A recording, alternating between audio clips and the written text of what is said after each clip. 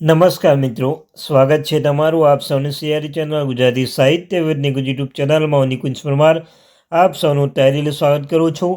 તો મિત્રો, રાજ્ય સરકાર દ્વારા આજ રોજ તારીખ 22/11/2024થી ફિટમેન્ટ ફેક્ટરના આધારે પેન્શનો અને નિવૃત્તિ કર્મચારીની લઘુત્તમ પેન્શન વધારો। તો મિત્રો, રાજ્ય સરકાર દ્વારા મહત્ત્વની અપડેટ આપવામાં આવી છે। તો તેના વિશે ચર્ચા કરતાં પહેલાં આપણે આ ચેનલ પર નવા હોય ચેનલને સબસ્ક્રાઈબ કરી લેજો। વોટ્સઅપ ચેનલ ટેલિગ્રામ બંને બનાવે છે, તેની લિંક ડિસ્ક્રિપ્શન મૂકું છું, અવશ્ય જોઈન થઈ જજો। તમને ચેનલ પર સરકારી કર્મચારી, નિવૃત્ત કર્મચારી પેન્શન બાબતે હરેક અપડેટ મળતી રહેશે। તો આપણે આ ચેનલ એટલે ગુજરાતી સાહિત્ય વિદ નિકુંજ ચેનલને સબસ્ક્રાઈબ કરવાનું ભૂલશો નહીં। તો મિત્રો, રાજ્ય સરકાર દ્વારા મહત્ત્વની જે અપડેટ આપવામાં આવી છે, ઘણા લાંબા સમય સુધી રાહ જોઈ રહ્યા હતા, તેવામાં એક લેટેસ્ટ અપડેટ આપવામાં આવી છે, તો તેના વિશે વિગતે જોઈ લઈએ। તો મિત્રો, પહેલાં તો 7મા પગાર પંચની અપડેટમાં લાખો કેન્દ્રીય કર્મચારીઓ માટે સારા સમાચાર આવે છે। કેન્દ્ર સરકાર તેમના કર્મચારીઓ ટૂંક સમયમાં ફરી એક મોટી ભેટ આપવાની તૈયારી કરી રહી છે। ટૂંક સમયમાં સેવા આપતા કર્મચારીઓના પેન્શનધારકોને પગાર અને પેન્શનમાં વધારો કરશે। આનાથી કર્મચારીઓને સીધો મોટો આર્થિક લાભ મળશે। તો સરકારે આ સંદર્ભે મહત્વપૂર્ણ અપડેટ જાહેર કર્યું છે કે ચાલો સમાચાર કર્મચારીના પગાર અને નિવૃત્તિના લોકોને પેન્શન વધારો વિશે વિગતવાર જાણી લઈએ। તો પગાર પંચના રચના અમલીકરણની રાહ જોઈ રહ્યા છે લાખો કેન્દ્રીય કર્મચારી। હવે સરકાર તરફથી મોટી ભેટ મળવા જઈ રહી છે। હાલમાં નવા પગાર પંચ લઈને મોટા ચર્ચા ચાલી રહી છે કે 8મો પગાર પંચ અપડેટ સમાચાર। તે દરમિયાન સરકાર દ્વારા સેવા આપતા નિવૃત્તિ કર્મચારીઓના પગાર અને પેન્શન વધારો લઈને મોટા સમાચાર સામે આવ્યા છે। લગભગ 48 લાખ કેન્દ્રીય કર્મચારીઓ અને 68 લાખ પેન્શનધારકો માટે સીધો ફાયદો થશે। કર્મચારીઓને આનંદ કરશે। આવતા વર્ષે ડિસેમ્બર અંત સુધીમાં 7મા પગાર પંચ અમલમાં 10 વર્ષ પૂર્ણ કરશે। દર 10 વર્ષે એક નવું પગાર પંચ આપવામાં આવ્યું છે અને પગાર પંચની ભલામણો 8મા પગાર પંચ કબ લાગુ હોગા કરવામાં આવી રહી છે। તે દેવ કેન્દ્રીય કર્મચારી 8મા પગાર પંચની રચના આતુરતાની રાહ જોઈ રહ્યા છે। કર્મચારીઓ આશા છે કે આ નિયમ 1 જાન્યુઆરી 2026થી નિયમ મુજબ લાગુ કરવામાં આવશે।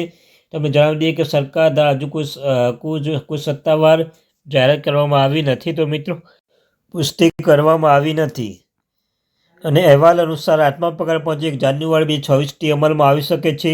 જો આમ અમલ થશે તો કર્મચારીઓના પગાર અને નિવૃત્તિ કર્મચારી પેન્શન મોટો વધારો થશે। ગયા મહિને ઓક્ટોબરમાં કેન્દ્ર સરકારના કર્મચારીઓ 3% ડી વધારીને ભેટ આપી છે। તાજેતરમાં રજૂ કરવામાં આવેલા યુનિફાઈડ પેન્શન સ્કીમ યુપીએસ કર્મચારીઓના પેન્શન વધારવામાં મદદરૂપ સાબિત થશે।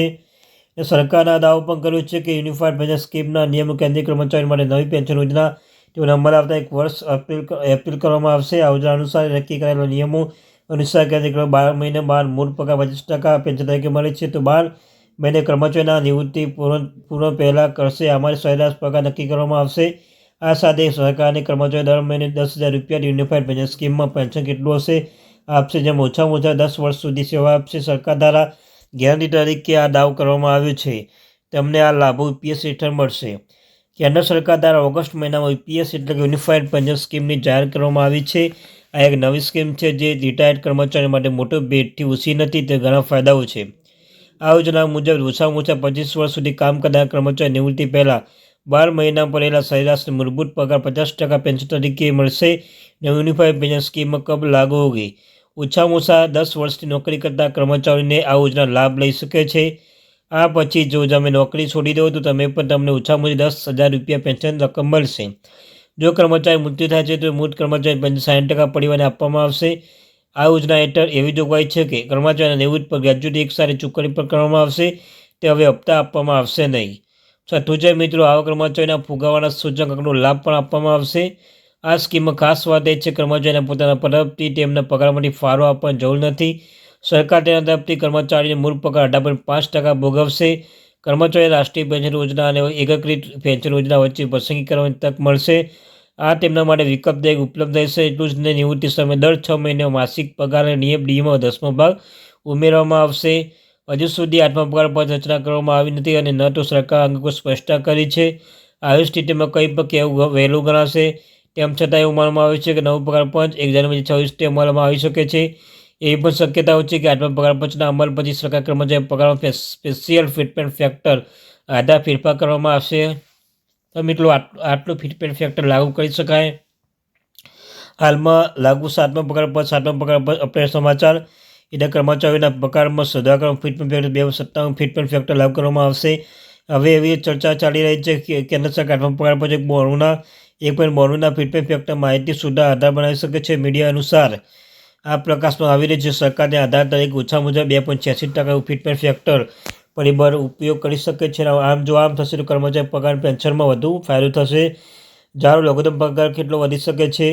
તેવું અહીં પણ એવું નોંધનીય છે કે યુપીએસ હેઠળ નિવૃત્તિ કર્મચારીને કેટલું પેન્શન મળશે. જો કેન્દ્ર સરકાર 2.86ના ફીડબેક ફેક્ટર લાગુ કરે છે તો લઘુત્તમ પેન્શન 5,740 અપસ હેઠળ લઘુત્તમ પેન્શન હશે. હાલમાં 9,000 રૂપિયા મળે છે અને કર્મચારી લઘુત્તમ પેન્શન 51,480 રૂપિયા થઈ શકે છે. જે હાલમાં 18,000 રૂપિયા છે. ફીડબેક ફેક્ટર બદલાવાથી કર્મચારીના પગાર પેન્શન મોટો ફેરફાર થશે અને કર્મચારીના પગારમાં ફીડબેક ફેક્ટર આધાર સુધાર કરવામાં આવશે.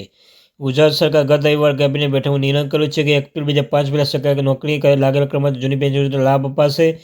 સરકાર જાહેર અનુસાર એપ્રિલ 2005 પહેલાં વિવિધ સાર્વજનિક નોકરીને લાગેલા 60,245 કર્મચારીઓના નિયમિત લાભ થશે. તો મિત્રો આજની મહત્વની update. Thank you very much watching my video. જય હિન્દ, જય ભારત.